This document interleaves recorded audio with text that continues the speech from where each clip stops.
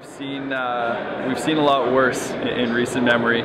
Expect more of the status quo, but we still need to have more regulation around things like mandatory non-instructional fees to ensure that the cuts from last year still aren't balanced in the backs of students. Should feel at least perhaps a little bit happier than last year, but again, let's start with at least keeping the campaign promises that the provincial government made during the elections. As simple as that. Post-secondary is a very major concern. It has been severely underfunded for the last 6 years, with the biggest cutback in decades last year, and the 1.6% increase, again, doesn't even keep up with the growth pressures, nor make up for the previous cuts. I'm happy to see that the provincial government is going to be reinvested in post-secondary education. But if they truly care about building Alberta, it starts with them keeping to their campaign promises of 2% predictable funding to our post-secondary institutions and increased student financial aid to ensure that Alberta isn't having the lowest post-secondary education participation rate in Canada. I've worked with the post-secondaries right across the province to make sure that we have the operating funding we need so that every student can have a place, to be able to add some targeted funding to increase growth in those areas that are the most stressed and where there's the most opportunity, and to continue to build the infrastructure that we need where we need it to accommodate that type of growth. The numbers for student aid is something we're still trying to digest, but from the sounds of it so far, from me just hearing about it 15 minutes ago, it doesn't seem like there's any major substantive increases to at least student financial aid for university students. There's a lot of talk about increasing financial assistance for students in the trades and the polytechnics. But let's, if we're truly caring about having a diversified economy, if we're truly looking at the long term, it starts with also investing in students who are studying at universities as well. So those are my primary concerns. Well, it's a good budget for students. I mean, the student aid, of course, is in the budget. People are looking at those numbers, but those are demand-driven numbers.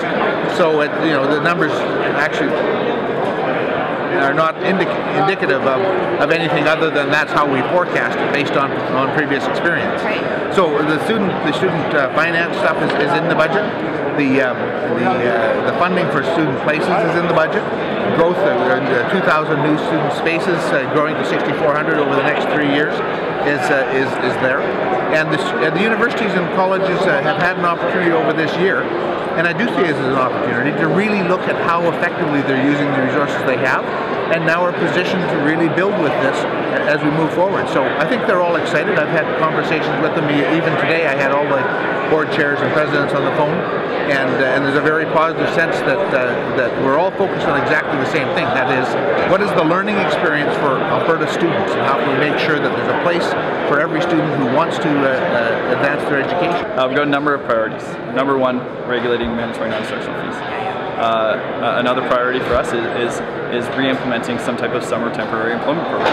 As we saw the cut of STEP last year, there's still been no announcement or any move towards replacing that. Something else, open textbooks. We want to remove the upfront costs of purchasing textbooks that can be in between $1,000 and $1,500 for students, and that's a significant barrier for obtaining a post-secondary degree. Another thing, more financial aid in the form of upfront grants and bursaries for underrepresented groups like rural and Aboriginal students. I've talked to all of the board chairs and presidents over the course of the last 2 months as we lead up to this, and even some today. And we've been able to put in funding which allows for, first of all, last year was an opportunity for all of them to look at what they're doing, what things they should stop doing, what things they need to do more of. And you have to do that every now and then. Governments do it, and post-secondaries have to do it to check. It's not just about adding more all the time.